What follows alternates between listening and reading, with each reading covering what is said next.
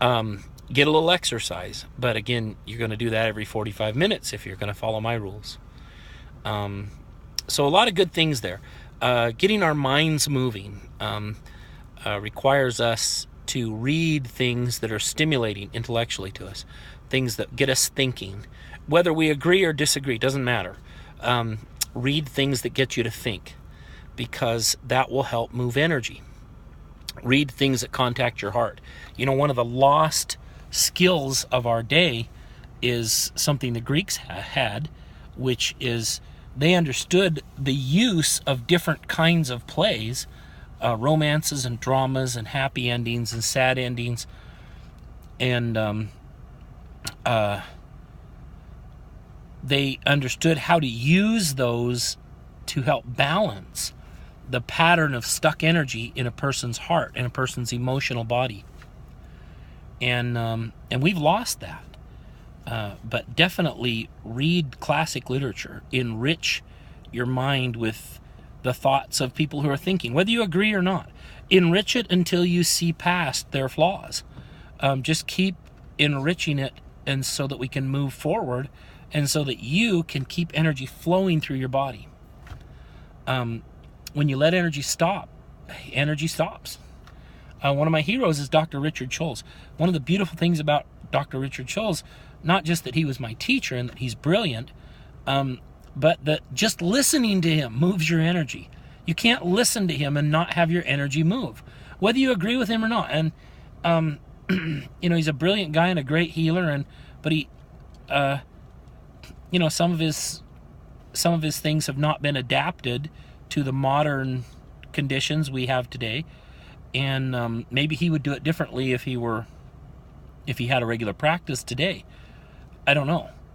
But whether you agree with him or not, it is healing to listen to him, because he gets your energy moving just listening. Do that kind of thing. You know, television is okay, but television and movies, if you do too much, will just make this energy lock in your system. There's a definite pattern in there of kind of traumatizing your energy field, traumatizing your emotional body, and we want to back out of that. So there are some things to think about. Get in contact with nature. Go for hikes. Start breaking out of your comfort zone. Don't let anything hold you bound. If you are stuck in the same pattern, it's time to change it. It's time to break out of that. One of the saddest things are people who just absolutely are completely resistant to something that is foreign to their energy field. Those things are blessings. Those things help move you. They're not your enemy. And on that note, we also should be embracing and being grateful for accidents and bad situations, things that happen to us that are sad or painful, changes we don't want to make, things where we think we're a victim, things where we think we're to blame and we're bad people. We need to be grateful for those. And I'm not... If you fail to wear a seatbelt and you get hurt in an accident, of course start wearing a seatbelt. I'm not advocating stupidity. I'm just saying that when something like that happens, whether it was stupid, whether it was your fault, whether it was nobody's fault, when it happens, embrace that as an opportunity to improve, because that will help move your energy. It will actually have a healing effect on you. In Chinese medicine, they don't believe there's any such thing as an accident. Accidents are things that happen when there's stuck energy, and the accident is always such that it has the ability to move that energy. Now, sometimes it can kill you. Sometimes that blocked energy can culminate in an accident that is lethal. That's life. That's being a mortal human. But short of being lethal, it always has a healing effect on some level. Now, it's a rotten thing if you get paralyzed because you needed to move energy in your emotional body. None of us would wish for that. that's very costly, and it's not cost effective. But my belief is that we will have fewer, literally across the board, over the world over, we will have fewer accidents that are that level of accidents if, when we do have traumas and interruptions and problems, we embrace them as an opportunity. And we don't necessarily understand initially how to use this to help our energy move. But we're going to begin with a little faith. Faith is how you get your energy moving when you don't know how to get it moving. It's a beautiful thing. Faith should be tattooed deep inside everyone's mind as a key function of how you're going to face life, because it helps move energy when you don't know how to move energy.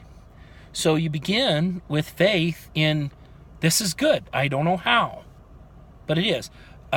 Don't try to figure out how and then settle on that, because guess what that does? It creates a lock and the energy flow stops.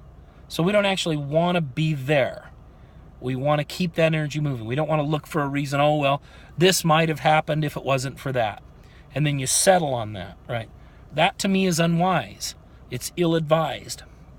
Instead, keep operating on faith without knowing why until you see clearly, right? Not till you have an excuse or a reason, but till you see clearly and you start to feel that energy move in your body.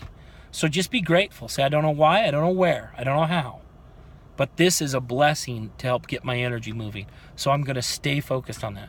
And even if you are somebody who's paralyzed, even if you are somebody who's gotten sick with something that is going to hold you bound or going to kill you, at least let it free up your emotional body and your spiritual body. At least do that.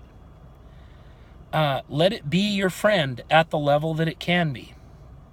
And so, I've had a few accidents that I look back and say, that really is sad. I wish I'd have never had that one. I still feel that way. I've got some burdens I carry that to me are very sad, very unfair. But for me to stay there will just block my energy. It will just make me sick on other levels. Make me sick in my heart, in my spirit, in my mind. But if I choose to say, I'm going to embrace that as an opportunity to improve, that's what I want out of that. That's what I know is there. That's what I know. I know it happened to move energy somewhere. I'm going to let it. Then you will start to shake up and wake up those areas where you're blocked. Maybe it's blocked from old pain or old trauma. Maybe it's blocked because of hereditary trauma. Or maybe it's blocked because of malnutrition. Doesn't matter. Whatever the reason. Maybe it's because of bad habits. Whatever the reason, that blocked energy needs to be awakened and moved. And your life will be richer if you will let that be the result, instead of focusing on whatever physical result you perceive, or taking blame because you think it's your fault. Fault just doesn't have any meaning in this life. We attract things into our lives. We attract people to us that are going to do things to us that injure us in order to get energy moving. And a person can kill another person. They can damage them in horrible ways. And that's because we're all mortal and we're all kind of stupid. But the reality is that situation is not about blame. It's about healing. And as soon as we start looking at everything that way, that is exactly what everything will become. Now, whether you want to be right or not just doesn't matter. What matters is that you do the thing that is going to bless your life the most. So, don't worry about being right or wrong. Make the choice that's going to bless your life the most. It's a funny thing, if you're in a relationship and what matters to you is being right, then that relationship's not going to be happy. But if you let go of that and what matters to you is happiness in your relationship, then all of a sudden, whether you're right or wrong doesn't matter anymore. It only matters, how can I create happiness in this relationship? And as soon as you do that, everything changes. I mean, you might have to overcome some old habits and some old blocks in you. People that have to be right all the time, they're very blocked. Their energy's very stuck. And typically you find that it's a physical phenomenon. They are physically blocked and stuck.